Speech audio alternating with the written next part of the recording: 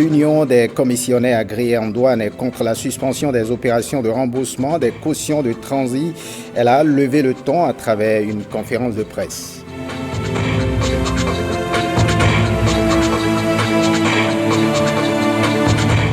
Et puis l'ONG Alcré et Social Watch renforcent la lutte contre la corruption au Bénin. Le rapport du système national d'intégrité a été présenté par les deux partenaires. Bonsoir à tous, bienvenue si vous nous rejoignez. On prend la direction de Ouidah. Que retenir du drame survenu à Tori-à-Vamey? Qu'en est-il du volet judiciaire de ce dossier? Le procureur de la République, près le tribunal de première instance de Ouidah, a donné des clarifications sur ce dossier à travers une conférence de presse. Selon le magistrat Edouard Adossa, force doit rester à la loi et l'action publique suit son cours. On écoute un extrait de ses propos au micro de Préven Outéo. Le constat qui se fait aujourd'hui, c'est que la barque des faits du 8 septembre courant continue de se charger d'interprétations, de commentaires et qui se révèlent, hélas, à la fois incohérents et contradictoires. La question qu'on peut se poser, c'est de savoir, est-ce que le drame survenu a son origine autour de la fosse d'incinération ou alors il est question de nous remettre sur l'historique, sur la trace de la procédure idoine que doit respecter le promoteur de Amassal pour que ce drame ne survienne point. Dans cet exercice, nous allons remarquer que nous avons plusieurs acteurs qui doivent intervenir en de pareilles situations.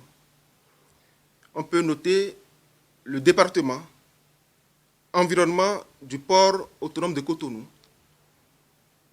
la douane portuaire, la Direction nationale de la santé publique, à travers la Direction de l'hygiène et de l'assainissement de base, la mairie territorialement compétente, c'est-à-dire qui héberge le site retenu, la Direction départementale en charge de l'environnement territorialement compétente, l'Agence béninoise pour l'assainissement, et également le promoteur. Ces divers acteurs, en principe, doivent jouer leur rôle.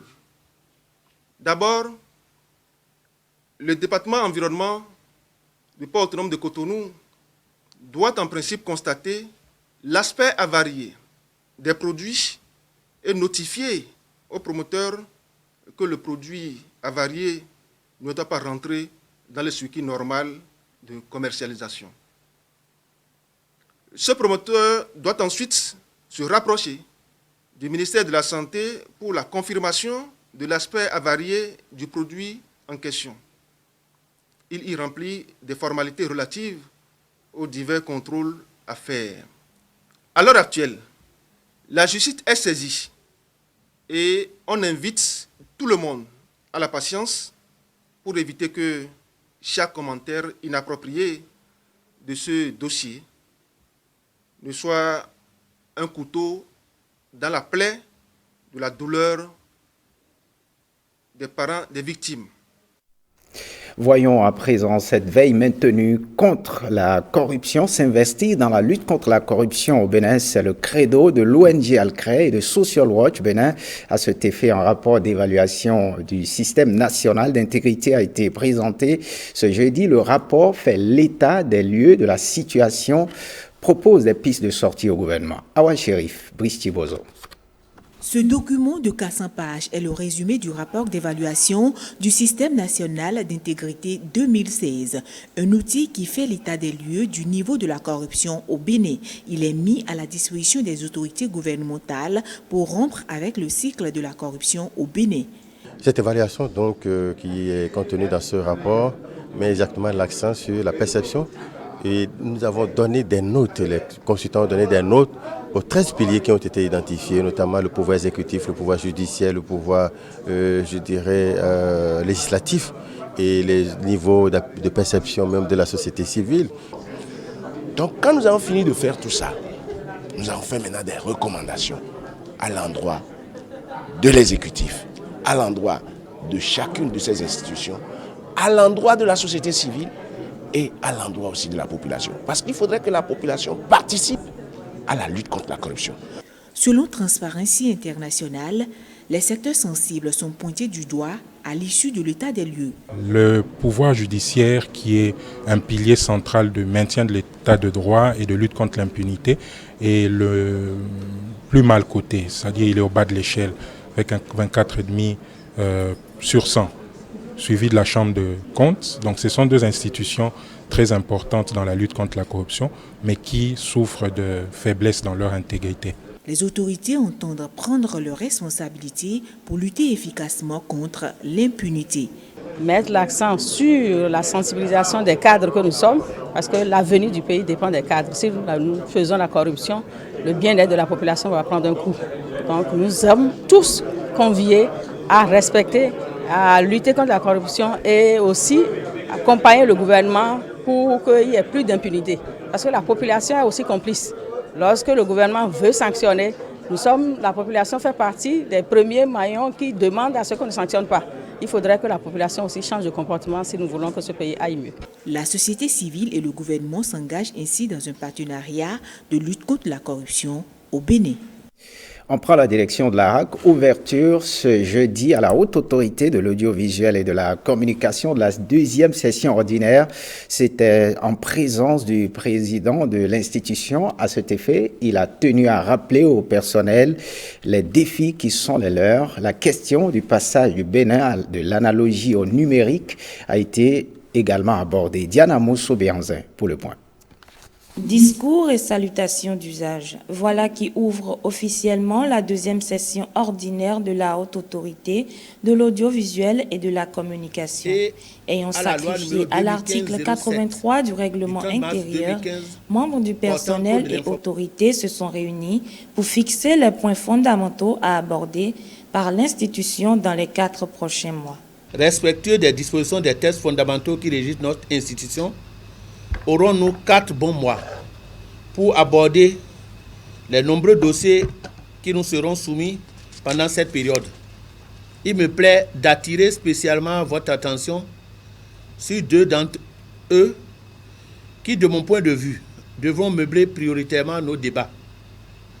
Le premier a trait à la finalisation de tous les documents indispensables à l'application effective de la loi numéro 2014-22 du 30 septembre 2014, relative à la radiodiffusion numérique d'une part, et à la loi numéro 2015-07 du 30 mars 2015, portant code de l'information et de la communication d'autre part. Avec le passage imminent du Bénin de l'analogie au numérique, ce fut l'occasion pour le président de la HAC de repréciser le rôle important que doit jouer son institution dans ce processus.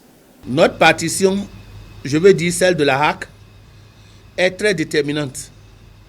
Sans elle, en effet, notre pays ne pourra jamais être au rendez-vous et dans les normes requises au plan international s'agissant de l'évolution technologique en matière de développement des médias, notamment audiovisuels. Entre autres, cette session désormais ouverte se donne pour objectif d'œuvrer pour la préparation de la 8e conférence des instances de régulation de la communication d'Afrique, CIRCAF, qui se tiendra au Bénin du 6 au 8 décembre prochain. Et on parle de cette coopération militaire entre le Bénin et la France qui est en marche. Des soldats béninois étaient à l'école du détachement d'instruction opérationnelle génie venu du Sénégal. La formation a pris fin vendredi dernier à Semekpoji, Monique Torron, Robert Adé et Aurélie Sauton.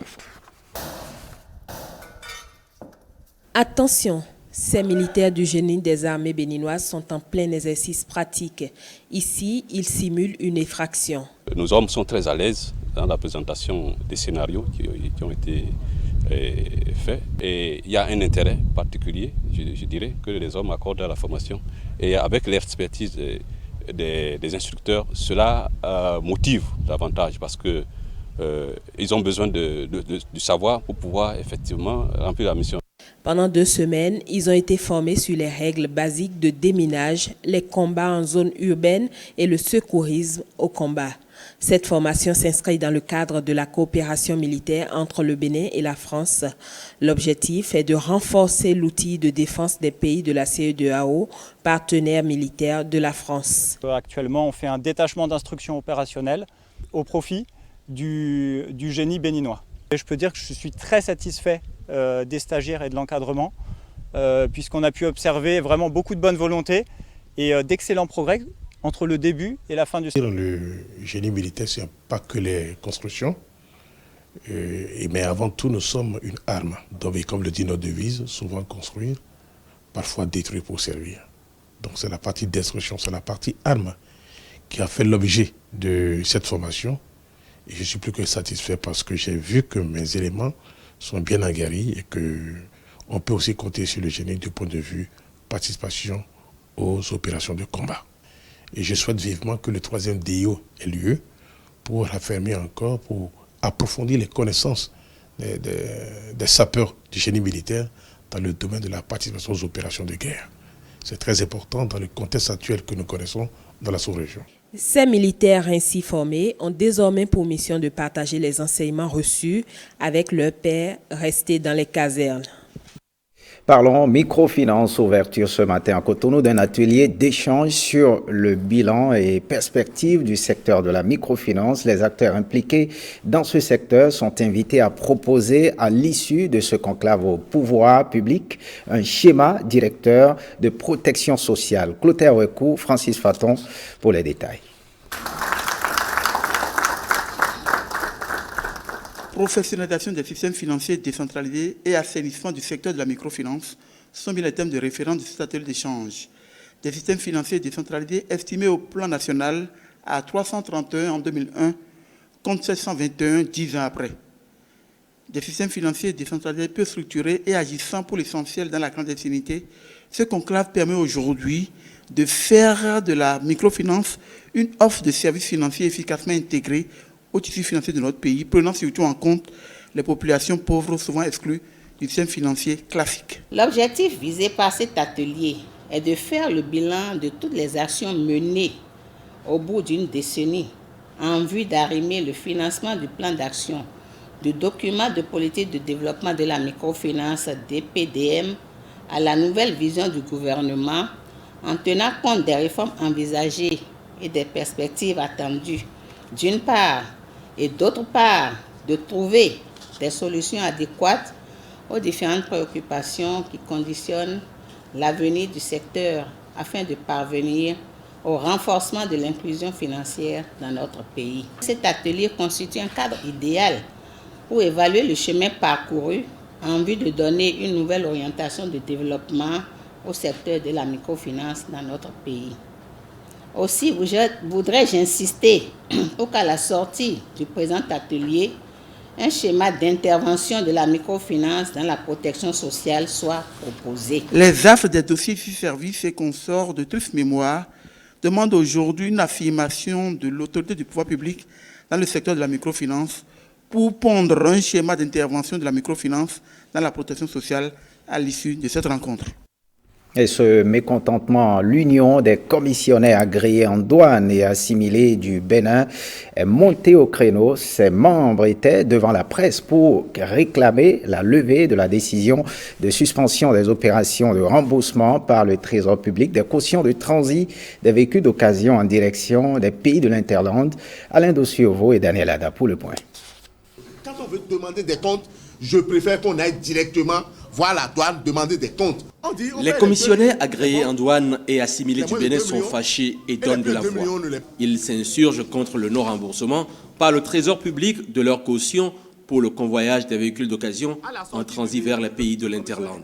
Selon les conférenciers, la pomme de discorde serait née de la décision du ministre des Infrastructures et des Transports qui aurait suspendu le 2 mai dernier, au cours d'une séance de travail, les opérations de remboursement par le Trésor des bons de caution suite à la dénonciation de l'existence de plus de 8000 bons déconsignés, donc frauduleux en 2010. Une situation que l'Union des commissionnaires agréés et assimilés en douane du Bénin, UCADA, estime avoir trop duré.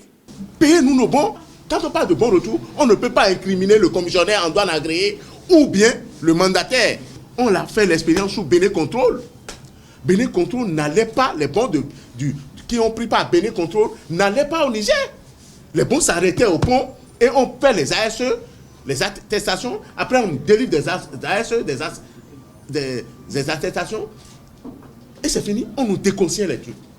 Dites à ces dirigeants, commencez par payer, rembourser les cautions, réviser l'arrêté 044 et dans le mois même,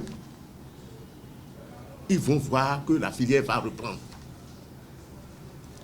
L'UNERA a commencé par avoir de problèmes, ce n'est pas aujourd'hui. S'il y a 8000 et quelques bons déconsignés, ça, le ministre doit s'en prendre à la douane. Ça veut dire que c'est un détournement de la douane.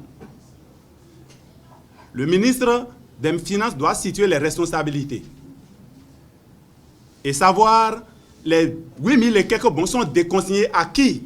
Ils ont également reçu à l'occasion le soutien de la Confédération syndicale des travailleurs du Bénin, CSTB, à laquelle l'UCADA est affilié.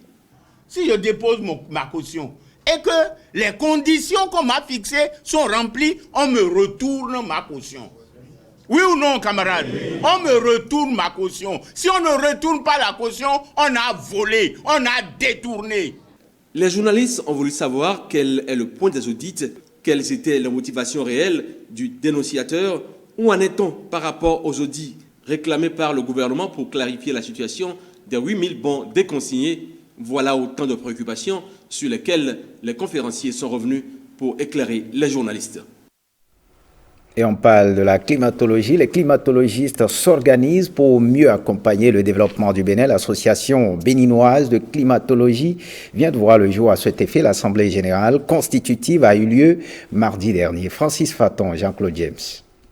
Un bureau de 7 membres élus pour 3 ans renouvelables une fois. L'Association béninoise de climatologie est née. Son ambition, contribuer à la création de l'Association ouest-africaine de climatologie pour mieux se faire entendre à l'international. Mais pour le moment, le président de l'ABCLIM donne une priorité au développement du Bénin. Les objectifs d'abord, c'est regrouper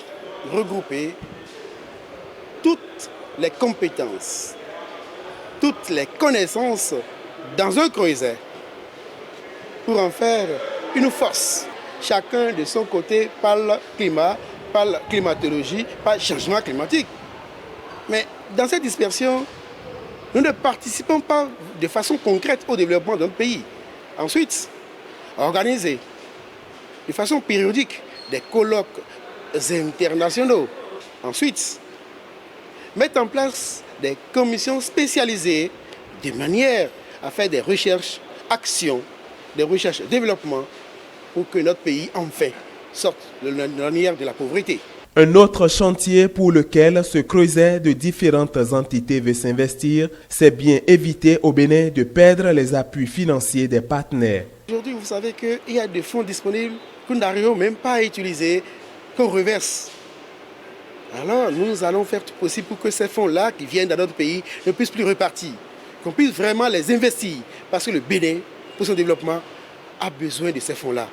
À l'heure où les changements climatiques sont au cœur des préoccupations du monde, le Bénin peut se réjouir d'avoir une association de climatologie. Une interrogation dans cette édition. Quelle importance devons-nous donner à l'alimentation? La question est au cœur d'un atelier de plaidoyer sur l'éducation nutritionnelle au Bénin qui a démarré ce jour. Jules Koiko et Blaise Adanko pour le point. La malnutrition, un problème préoccupant au Bénin. Le projet éducation nutritionnelle en Afrique francophone ANAF en fait une priorité. Il veut renforcer les capacités des Béninois en matière de nutrition. Le présent atelier de plaidoyer en faveur de l'éducation nutritionnelle au Bénin en donne le ton à travers des objectifs bien précis. Cet atelier pour l'enseignement supérieur, pour l'éducation surtout nutritionnelle, vient à point nommé pour nous permettre de mieux nous aguerrir, de mieux capter les réflexes nécessaires à inculquer à nos apprenants pour la divulgation de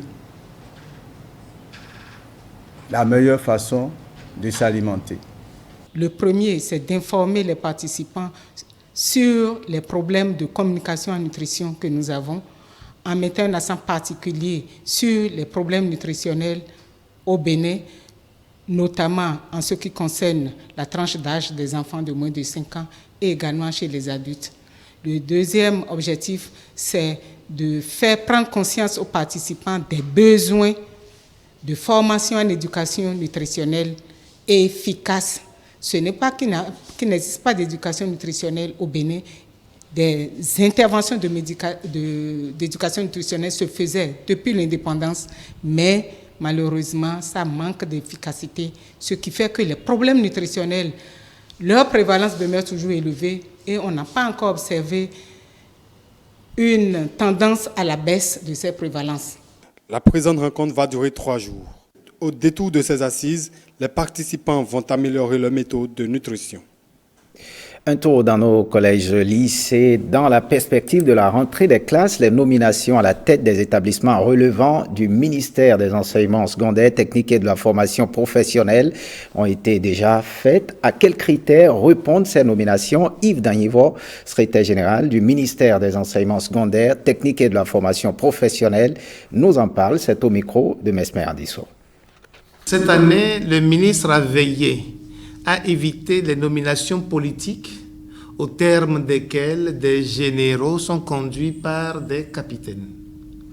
Donc, c'est des critères objectifs qui ont présidé au choix et à la nomination de ces directeurs, de manière que les collèges les plus grands soient tenus par les professeurs, les directeurs les plus qualifiés aux grades les plus élevés, dont le sérieux au travail n'est pas contesté. Je donne un exemple. Si je prends par exemple le CG 1 de Cotonou, le CG Brigamin, il faut que Brigamin, qui est l'un des collèges les plus importants, soit tenu par quelqu'un d'un grade élevé. Et que le second CG en taille, qui est le CG Sainte-Rita, que ce collège de Sainte-Rita soit tenu par quelqu'un de grade moins élevé que le directeur donc, du CG Brigamin. Et ainsi de suite, pour que la qualité soit restaurée, pour que la compétence soit encouragée et pour que la gestion respecte les critères qui auraient dû être respectés depuis longtemps. Lorsqu'un directeur se voit attribuer tel ou tel professeur, il sait, au regard de l'expérience et de l'engagement du professeur, si il est la dimension de son attente, de son ambition, et le directeur veillera à tirer profit de son engagement, profit de son sérieux, profit de son amour pour le métier. Après la réception de la route à Kassato-Boycon, c'est le tour de second lot. Le ministre des Transports, Hervé Héroumès, s'est rendu ce mercredi, c'est-à-dire mercredi dernier à l'ADA, pour réceptionner l'infrastructure. Francis Faton, Marie-Louise Perrin. D'un coût global de 30 milliards de francs CFA, la réalisation du tronçon Glodigbe à l'ADA fait partie intégrante du projet de réhabilitation de la route à Kassato-Boycon. Ce projet est le fruit de la coopération sino-béninoise dans le secteur du transport. La Chine attache toujours une grande importance pour développer la relation bilatérale sino-béninoise. Pour le moment, le Bénin, et bien sûr aujourd'hui, est entré dans une nouvelle phase de développement. Je suis convaincu qu'avec les efforts de travail du peuple béninois, on peut bien réussir sur le chemin de développement du pays. Le tronçon Glodigbe à l'ADA fait partie intégrante de la route nationale inter-État numéro 2, l'un des plus importants corridors du Bénin. Sa remise officielle ce jour constitue un événement heureux pour toutes les populations béninoises en général et les transporteurs routiers en particulier. À cet égard, je voudrais en appeler à la sagesse et au civisme des populations et de tous les usagers de la route que j'invite à faire preuve de patriotisme et à contribuer à la sauvegarde du patrimoine routier national. la Chine s'engage à construire d'autres projets de développement pour renforcer les liens d'amitié entre les deux États. Et sur ce même registre, visite du chantier de construction du projet de la commune du millénaire de Bonou. Ce mardi, une délégation constituée du ministre de Développement, du représentant du PNUD et de l'ambassadeur du Japon est allée s'enquérir de l'état d'avancement des travaux. Blaise Adanko pour les détails. Village à Dido, dans la commune de Bonou. Où en sont les travaux du projet de la commune du millénaire de Bonou, PCM? C'est l'objectif de cette descente sur les lieux des acteurs impliqués dans la mise en œuvre du dit projet. 9 mois après son opérationnalisation, les travaux évoluent. Je reste également convaincu que ces chantiers seront réalisés avec les meilleures conditions ainsi que dans les délais prévus afin que nous nous retrouvions dans quelques mois pour l'inauguration d'infrastructures dont nous serons fiers. Ce que je veux dire à nos partenaires, le Japon, le PNUD et au-delà les Nations Unies et d'autres partenaires, c'est que nous souhaitons valoriser ces partenariats divers, les utiliser au bénéfice de nos populations. Le projet est évalué à près de 3 milliards de francs CFA. Il est financé par la République du Japon sur 5 ans et initié par le gouvernement béninois grâce au PNUD, Programme des Nations Unies pour le développement. Je admire l'expertise que tous les personnels du PNUD et du gouvernement et de la commune a contribué à la réussite. Le projet accordera plus de place à la promotion d'activités économiquement viables et à l'accès aux opportunités économiques qui conduiront les ménages locaux à une meilleure prise en charge d'elles-mêmes. La délégation a saisi l'occasion pour remettre une ambulance et des matériels médicaux au centre de santé de la commune, de même que des attestations aux candidats à l'entrepreneuriat agricole. Finissons par ces louanges à l'Éternel. La paroisse d'Akosombo a organisé une nuit de louanges et de témoignages en prélude à la célébration du 69e anniversaire de son existence, moment d'action de grâce et de reconnaissance envers l'Éternel. Le reportage de Destionia Bigot et Logikikou, présenté par Jérôme Mbo. C'est par cette prière d'introduction que les fidèles de l'Église du christianisme céleste ont entamé cette nuit de louanges et de témoignages.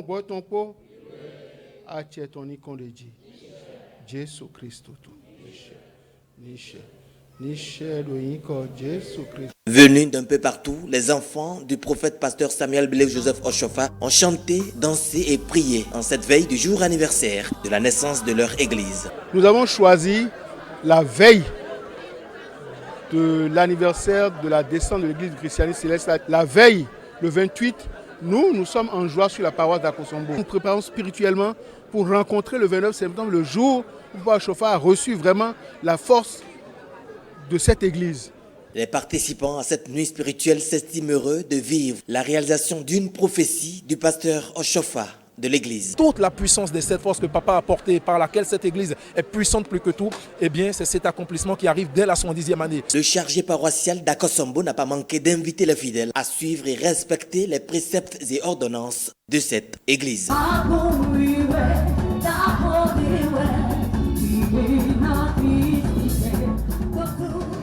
Fin de ce journal, merci de l'avoir suivi. Le programme prévoit à partir de 20h30 le magazine sans commentaire, un entretien sur la composante de la paix dans les objectifs de développement et deux feuilletons, les choix de l'amour et Windek. Prenez le rendez-vous du journal du soir à 23h avec Jérôme Mbo. Retrouvez cette édition sur le site de l'ORTB, www.ortb.bj. Merci de votre fidélité et bonne suite des programmes sur l'ORTB. Passez en vous.